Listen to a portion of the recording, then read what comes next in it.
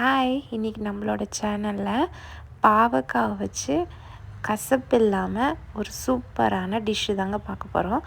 அதுக்கு நான் ஒரு 3 தக்காளி நல்லா பொடியாக கட் பண்ணியிருக்கேன்.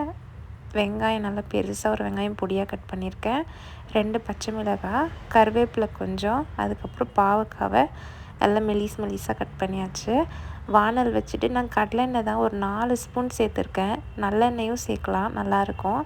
எண்ணெய் காஞ்சோடனே அதில் கொஞ்சமாக கடுகு சேர்த்துக்கலாம். அதுக்கப்புறமா வெங்காயத்து கூடவே கருவேப்பிலையும் பச்சை மிளகாவையும் போட்டுக்கலாம். அது நல்லா வதங்கிட்டே இருக்கட்டும். ஒரு 5 மினிட்ஸ் கொஞ்சம் நல்லா வதங்கட்டும். அதுக்கப்புறம் நம்ம என்ன பண்ண போகிறோன்னு பார்த்திங்கன்னா, அதோடவே பாவக்காவை சேர்க்க போகிறோம்.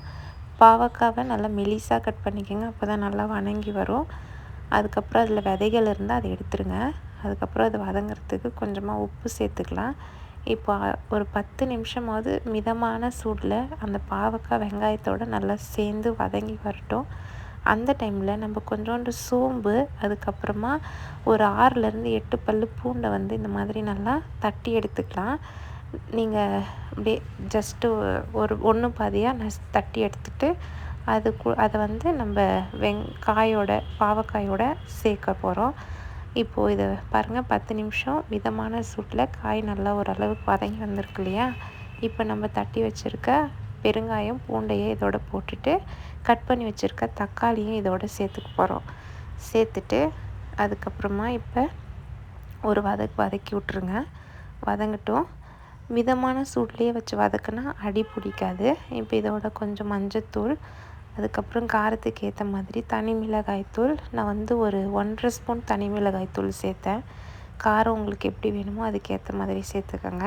அதுக்கப்புறம் பெருங்காயத்தூள் கொஞ்சம். இதில் நம்ம தண்ணி சேர்க்க போகிறதில்ல, அந்த தக்காளியில் வர தண்ணியும் அந்த எண்ணெயிலையுமே தான் நம்ம இந்த காயை வதக்க போகிறோம். சாப்பாட்டு கூட சுட சுட வச்சு சாப்பிட்டா அவ்வளோ சூப்பராக இருக்கும். கசப்பே இருக்காது, அந்த அளவுக்கு நல்லாயிருக்கும். கசப்புனா லைட்டாக அந்த இது இருக்கும், ஆனால் ரொம்ப கசக்காது.